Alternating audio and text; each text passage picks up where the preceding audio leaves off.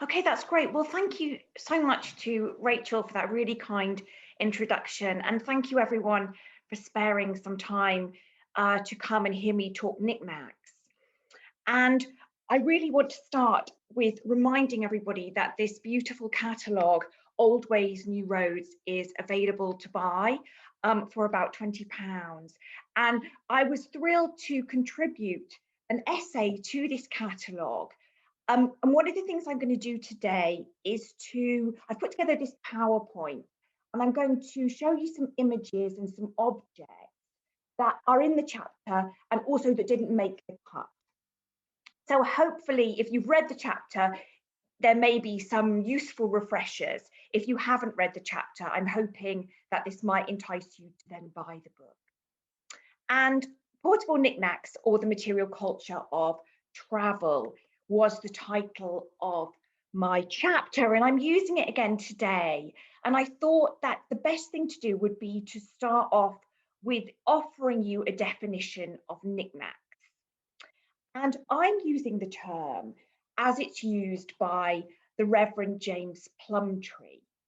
Now, Plumtree is a key figure in terms of the domestic Scottish tour, who made a third tour of Scotland in 1799.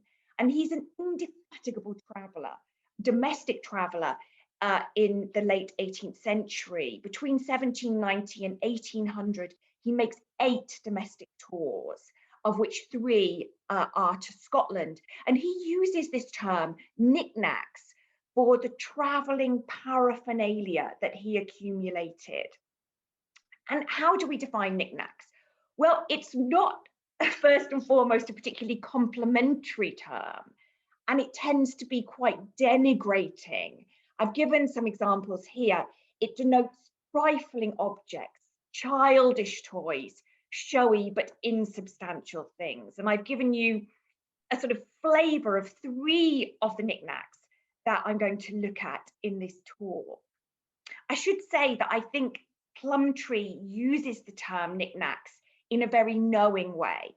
So he is inviting us to participate in that designation, and he's absolutely not suggesting that he thinks these are objects. So as I say, I think he uses knickknacks in a very knowing way.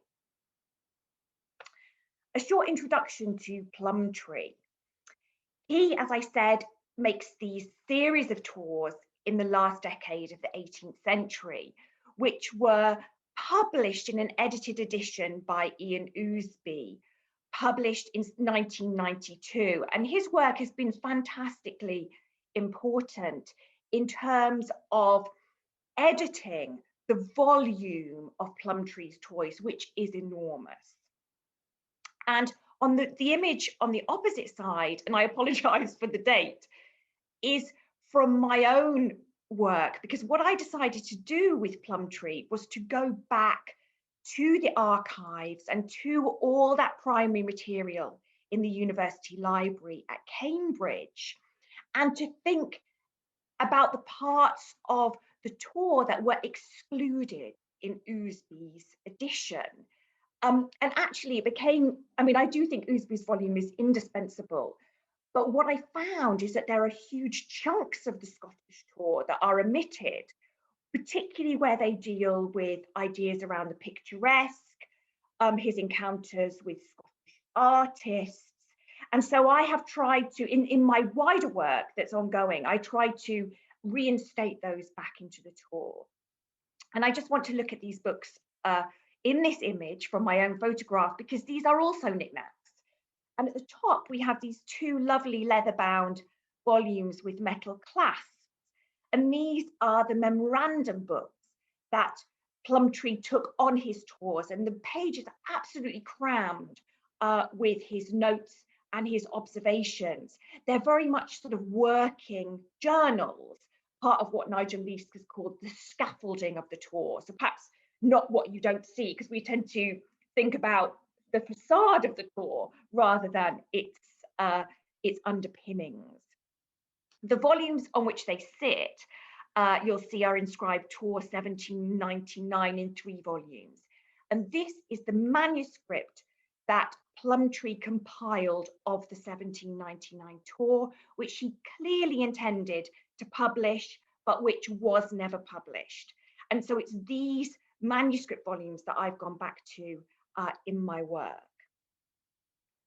When we think about knickknacks, I think it's important to start with the body of the traveller. And it's particularly true of someone like Plumtree because he is a pedestrian traveller. Obviously, that means he is embarking on a walking tour, and we'll think about mileage in a minute. And this is an image that, of course, I included in the chapter, really, really well known, but still worth coming back to, of Samuel Johnson. And Boswell, of course, describes Johnson's travelling wardrobe, or his suite of travelling clothes. And in this period, you do have particular clothes for travel, which tend to be very hardy, and that enable you to be worn outside for extended periods.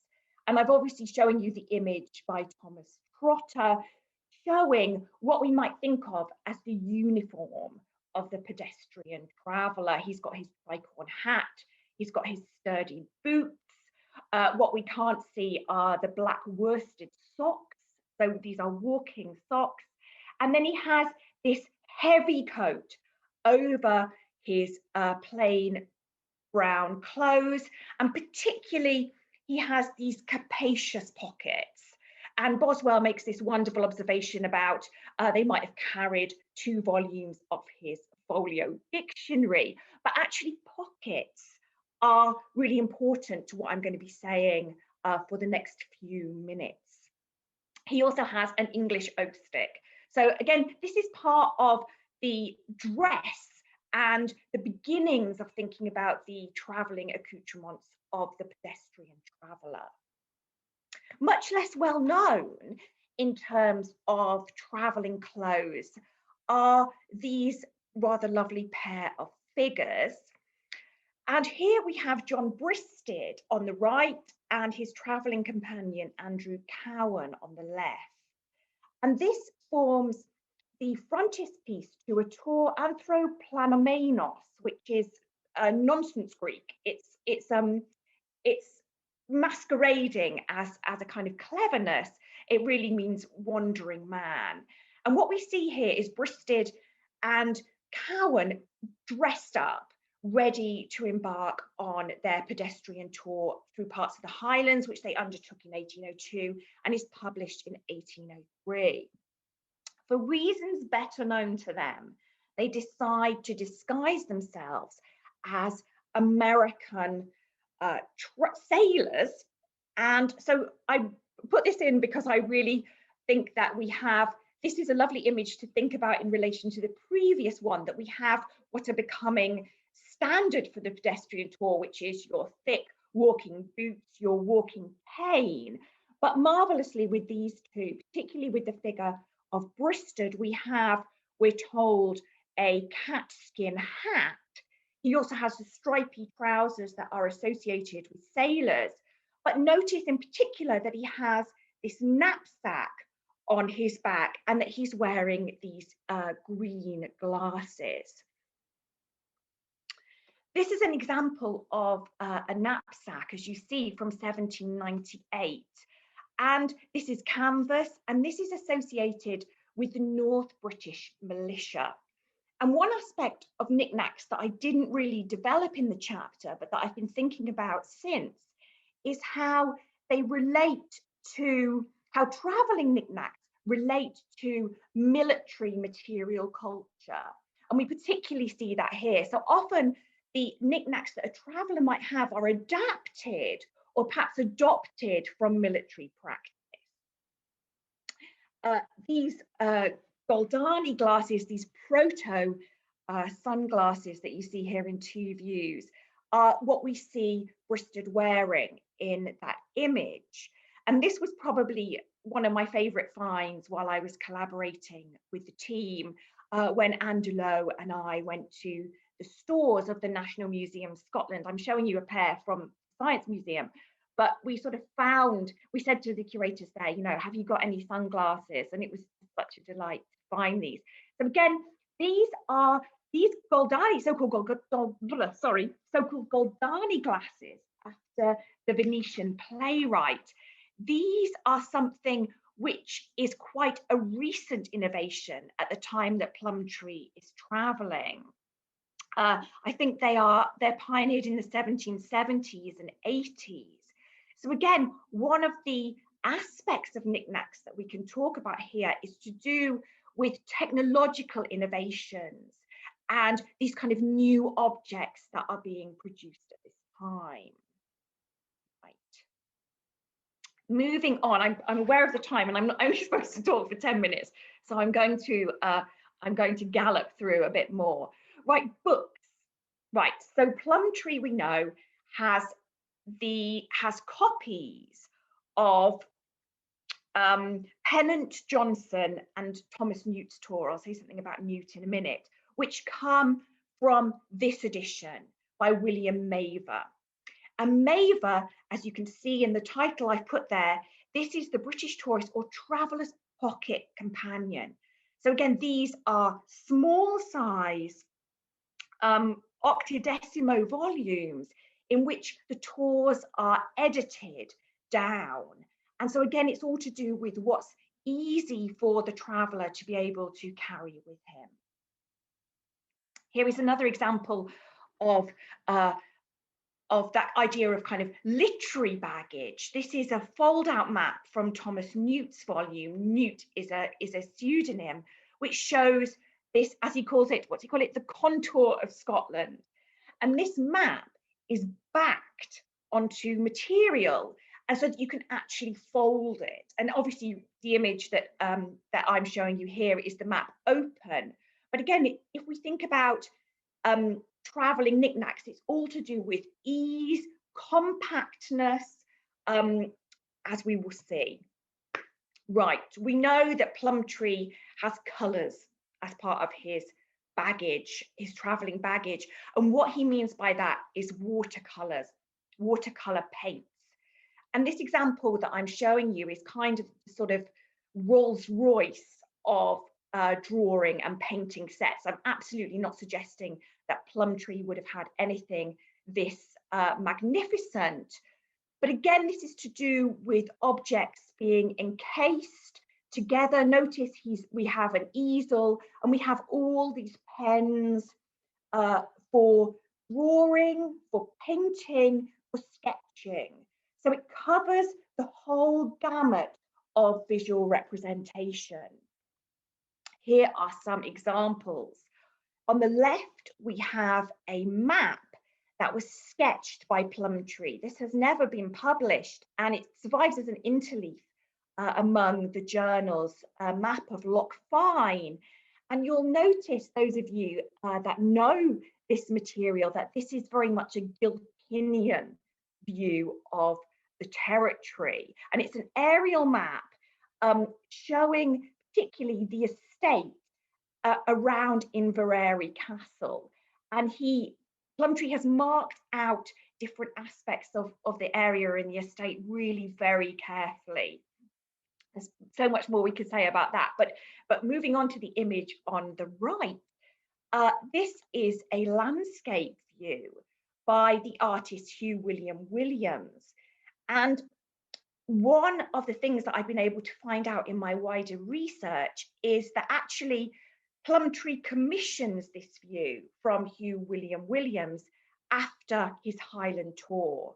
So what he does is he goes up to the Highlands and then comes back via Edinburgh. And on the sort of return journey, as he's coming back south, he visits Hugh William Williams and he commissions a number of landscape views that he tells us are based on his own views. So we know that Plumtree was really ecstatic about this particular view of the River Garry at sunset. Notice this sort of buttery light, and that he commissions it from Williams based on his sketches. And of course, the domestic Scottish tour, particularly of the Highlands, is synonymous with its Highland landscape. And a traveller like Plumtree has various knickknacks that enable him to enhance the experience of viewing that landscape, of which these clawed glasses are probably the most well known. And I should point out, although I'm sure I don't need to, that what we're looking at here is the clawed glasses in their containers. So they have these cases, but actually what you do with the clawed glass is you remove it from the case, and typically they tend to be that they're sort of like 10 centimeters in that oval shape. There's also square and rectangular ones, and you stand with your back to the landscape and you hold up your mirror, and then the landscape is reflected in the glass, and you have a sort of certain detail on particular landscape forms. And we know that Plumtree carries these as part of his travelling paraphernalia. He also has this, and this is much less well known than the clawed glass. I've taken the title from the Science Museum that calls it a set of fold-away coloured glasses. And as I hope you can see, these are, you open this, and so it has all these different faces which have these coloured glasses. So what you do with this, again, it's a handheld device. You hold it in your hand and then you look at the landscape, this time obviously in front of you, and you can bring a sort of wonderful violet tinge or a blue tinge to the landscape as you look at it. And as I say, much less well known than the clawed glass, but this was part of Plumtree's baggage. He also, we know, had a pedometer, right? And this particular pedometer that I'm showing you in the top left is from the Science Museum. And this is terrific because it has a hook so that you can attach it to your dress. And we know that Plumtree uses the pedometer on a daily basis, because I'm showing you here a snap from my own photos. Again, I apologize, it's not a great image, which shows you how from one of his earlier tours, he calculates the daily mileage, and then he tots it up at the end of each day, and then at the end of the tour, he tots up the total. And again, I got very interested as I pulled the material together today, thinking about these different sorts of objects and how they were perhaps associated with distinct professions, which are then adopted by the pedestrian traveller. And I found this wonderful trade card. I don't know anything about it other than I wanted to share it with you, for what's called the improved pedometer, or the Way Wiser.